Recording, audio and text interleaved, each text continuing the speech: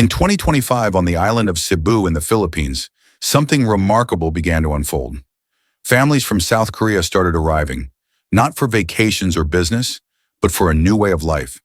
They came searching for a different kind of education for their children, one that didn't revolve around endless exams, private tutors, or the suffocating race for elite universities. In Seoul, childhood had become a schedule, early mornings, late-night study sessions, and a constant pressure to achieve. But here, surrounded by the sound of waves and the scent of rain-soaked palms, they hoped to find something else: balance, freedom, and maybe even happiness.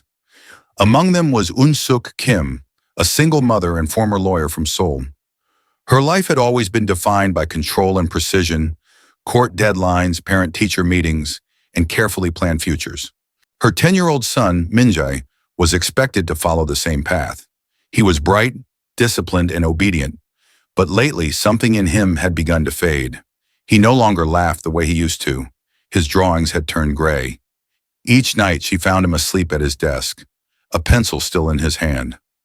One morning, as she looked at his small, tired face resting on the workbook, something inside her broke. She realized that the life she had built, the life that everyone around her admired, was quietly stealing her child's spirit. So she made a decision that shocked everyone she knew. She sold her apartment in Gangnam, quit her prestigious job, and booked 2 one-way tickets to a place she had only read about once in an online article: Cebu, a distant island known for its international schools and slower pace of life. Eun-suk didn't come here to chase another dream. She came to start over, to rescue her son from the world she had once believed in. What she didn't know was that this journey would end up rescuing her too. In Seoul, every minute of Eun-suk's life had a purpose. She woke up at 6, made breakfast for Minjae, dropped him off at school, and spent the rest of the day in her law office surrounded by glass walls and deadlines. Her phone never stopped buzzing. Clients, court hearings, family reminders. It was the kind of life people envied. Stable, respectable, successful. But behind the facade of control was exhaustion. For years, Eun-suk had believed she was giving her son the best: private tutors, advanced classes, weekend test prep. Yet the more she gave, the more distant he became. Minjae rarely smiled. He spent his evenings buried in textbooks, his small hands trembling as he tried to finish one more assignment. Sometimes he fell asleep before dinner, his face pale under the harsh light of his study lamp. One winter night, Eun-suk came home late and found him sleeping at his desk again, a math problem half finished. She stood there for a long moment, watching his shallow breaths, and something inside her shifted. The sight of that fragile little body, worn down by a life that was supposed to make him stronger, felt unbearable. For the first time, she questioned everything: her choices, her job, the city itself.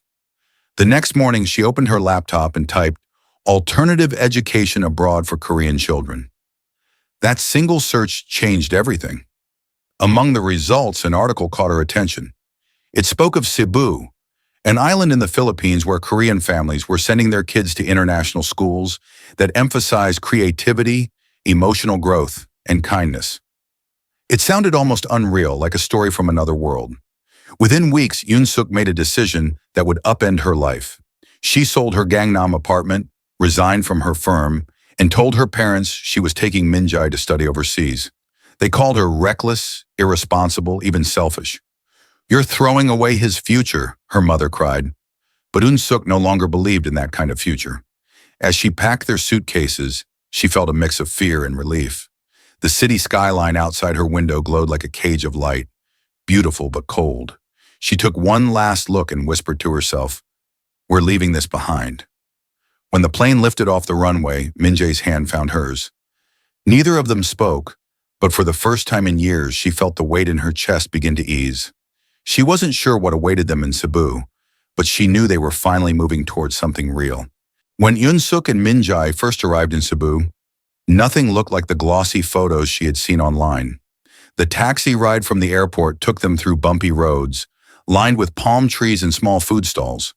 The air was heavy with humidity and the scent of the ocean. It was beautiful, but also chaotic, so different from the clean, predictable streets of Seoul.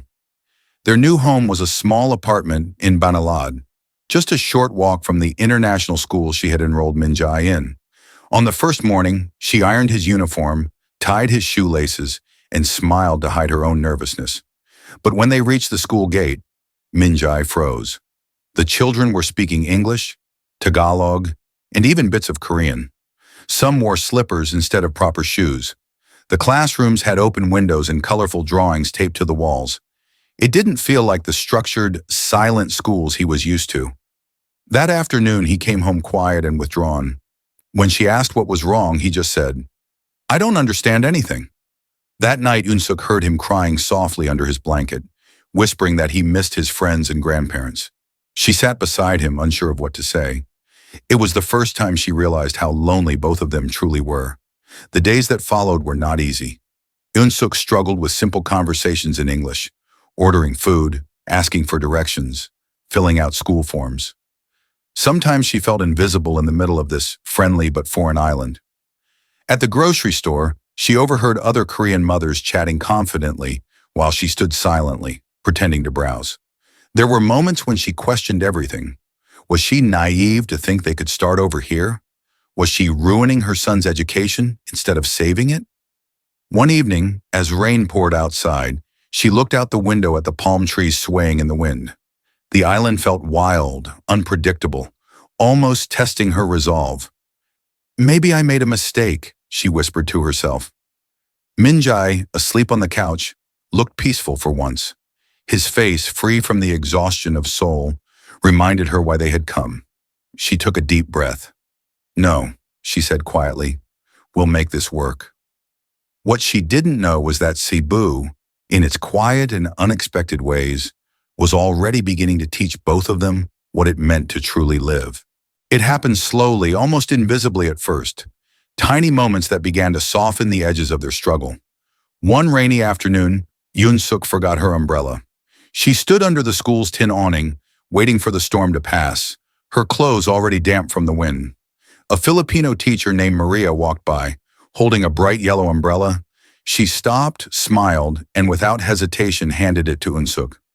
"You'll catch a cold," she said warmly.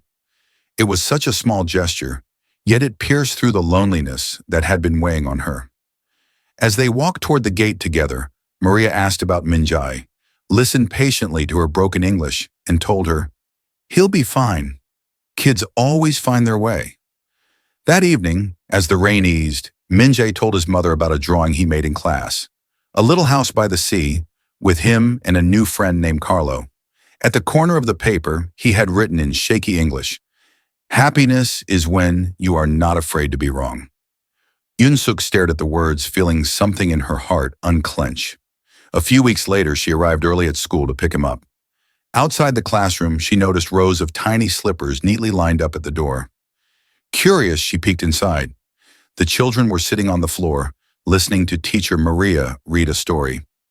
Minjai was there too, his hand raised confidently as he answered a question in English. Beside him sat a girl named Anna, sharing her box of colored pencils. Yoon-suk watched quietly, realizing that her son no longer looked lost. The neat line of slippers wasn't just a classroom habit, it was a sign of belonging. Then came the day she forgot to pack his lunch.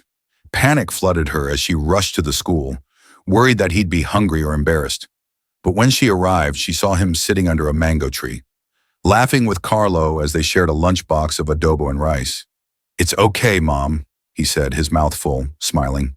"Here, we share food." Yoon-suk froze, watching the two boys passing the spoon back and forth, and tears filled her eyes. In Seoul, she had spent years teaching Minjai to be strong and independent, afraid that kindness might make him weak. But in Cebu, he was learning something she had forgotten how to teach, how to be gentle, open, and connected. These moments didn't make headlines or grand achievements, but they changed everything. Cebu was quietly reshaping both of them, showing them that growth doesn't always come from discipline or success. It comes from warmth, humility, and human connection. 3 months passed, and the island no longer felt foreign. The once unfamiliar streets of Banalad now carried the rhythm of their new life. Morning walks to school, afternoons spent in the market, and evenings filled with laughter echoing from the neighborhood. Minjai had changed in ways Yunsuk never expected. He spoke English fluently now, but more than that, he had begun to speak freely, with curiosity, excitement, and confidence. He made friends from different countries, played outside until sunset, and came home covered in sand and joy. Yunsuk, too, was no longer the same woman who had arrived in Cebu, anxious and uncertain. She started taking English classes with local parents, learned how to order coffee without hesitation, and even volunteered at the school library twice a week. There, surrounded by books and laughter, she rediscovered a part of herself that had been buried under years of deadlines and expectations. In the quiet moments of the evening, she would sometimes watch her son reading or drawing by the window, the ocean breeze fluttering the curtains. He looked peaceful, present, and in those moments she realized something profound. Being a good mother wasn't about controlling every step her child took. It was about walking beside him, even when the path was unknown. Cebu had taught her that education wasn't a competition. It was a journey of becoming. The island, with its storms and sunlight, had gently reshaped them both. Yunsuk no longer measured her days in productivity or success, but in the small, quiet joys that made life feel full again. A shared meal, a kind word, a child's laughter carried by the wind. She had come to Cebu to save her son, but somewhere along the way she realized that it was Cebu and her son's newfound freedom that had saved her. One evening the sun dipped low over the horizon, painting the sky in golden violet. Inside their small apartment, Yunsuk sat beside Minjai as he read Charlotte's Web in English. His voice was soft but steady, each word rolling out with the confidence she once thought he'd never find. When he reached the part where Charlotte sacrifices herself for her friend, he looked up and said, "Mom, Charlotte is like Teacher Maria. She helps others quietly." Yunsuk smiled, touched by the comparison. She saw how deeply her son now understood kindness, not as a lesson from a book, but as something lived and felt. That night, as she washed the dishes and listened to the sound of rain outside, a quiet certainty settled in her heart. They weren't going back. The next week, she signed another year's lease for their apartment. Instead of returning to law, she decided to open a small cafe near the school, a warm corner where Korean parents could gather, share stories, and help one another adjust to life on the island. She decorated it with yellow umbrellas and children's drawings on the walls, reminders of how far she and Minjai had come. When her ex-husband called from Seoul, his voice was hesitant. He still couldn't understand her decision to stay, but through the video call, he saw their son laughing, tan from the sun, speaking English and bits of Cebuano with ease. For the first time, the man said quietly, "He looks happy." "Yes," Yunsuk replied. "He really is." As she ended the call, she realized she no longer needed anyone's approval. For the first time in her life, every choice she made wasn't about appearances, competition, or fear. It was about peace, the peace she saw in her son's eyes and the peace that Cebu had taught her to find within herself. Yunsuk's story was not unique. All around Cebu, more Korean families began to arrive. Parents exhausted by the relentless pressure of Seoul, children searching for room to breathe. They came with luggage full of textbooks and anxiety, but slowly the island began to untangle their fears. In the parks, at seaside cafes, and on school playgrounds, laughter started to replace the quiet tension that once defined their lives. Cebu became more than just a place to learn English. It became a place of rediscovery, a living classroom where children learned empathy before grammar, and parents learned to slow down long enough to actually see their children. Here, success wasn't measured in grades or rankings, but in the sparkle of curiosity in a child's eyes, in the confidence to ask questions, in the courage to make mistakes without shame. For Yunsuk, every day still held its small challenges. There were bills to pay, cultural gaps to bridge, moments of homesickness that returned unexpectedly. But whenever she felt doubt creeping in, she remembered that rainy afternoon when Maria handed her the yellow umbrella and the simple words her son had written. "Happiness is when you are not afraid to be wrong." That sentence, once scribbled by a 10-year-old boy, had become her compass. Standing in front of her cafe one morning, watching parents chat and children chase each other barefoot across the courtyard, she realized Cebu had given them something Seoul never could, a chance to live fully, imperfectly, and without fear. So when people asked why she stayed, Yoon Suk always smiled and said, "Because here my son learned how to laugh again, and I learned how to be his mother, not his manager." Cebu hadn't just changed their lives. It had quietly rewritten what it meant to be successful, what it meant to be free, and most of all, what it meant to be human.